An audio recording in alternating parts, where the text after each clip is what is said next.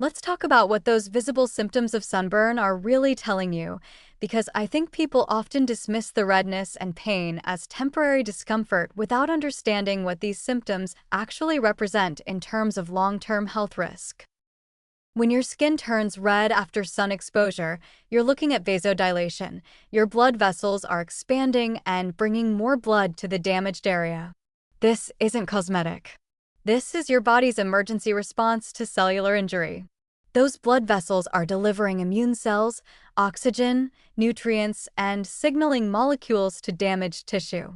The redness is literally a visible sign that your immune system has activated a full-scale inflammatory response.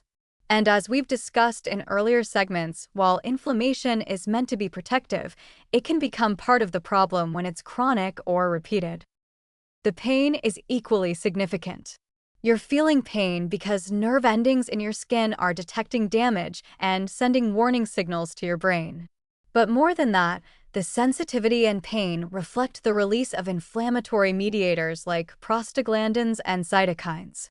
These molecules amplify the pain response, but they're also signaling molecules that affect cell behavior.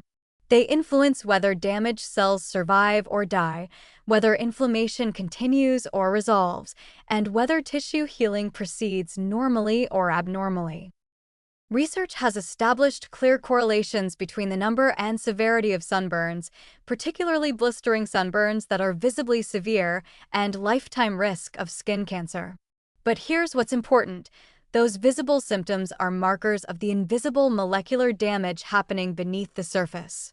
For every sunburn you can see and feel, there's DNA damage, RNA disruption, protein dysfunction, and immune activation happening at the cellular level. The redness and pain are just the tip of the iceberg. Studies following people over decades have shown that individuals with a history of 5 or more blistering sunburns have more than double the risk of developing melanoma compared to those who've never had a blistering burn.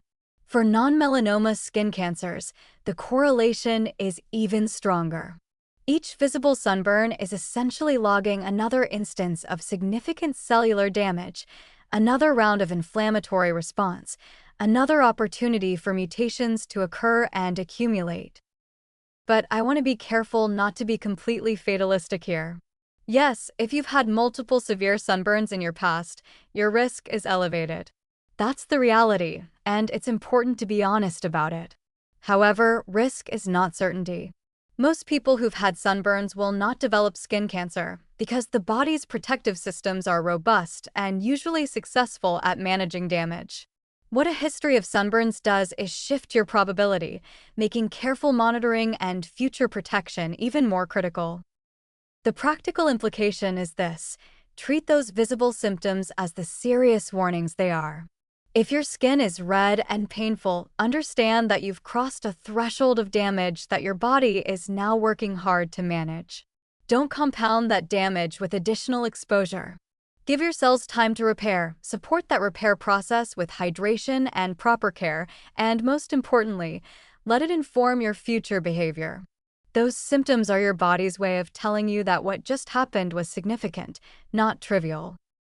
And for those who haven't experienced many severe sunburns or who've been good about protection, understand that every time you prevent those visible symptoms, you're also preventing all the invisible molecular damage that comes with them.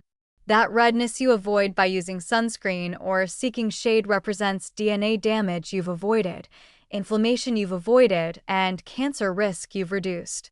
The absence of symptoms is not nothing, it's a positive health outcome at the cellular level.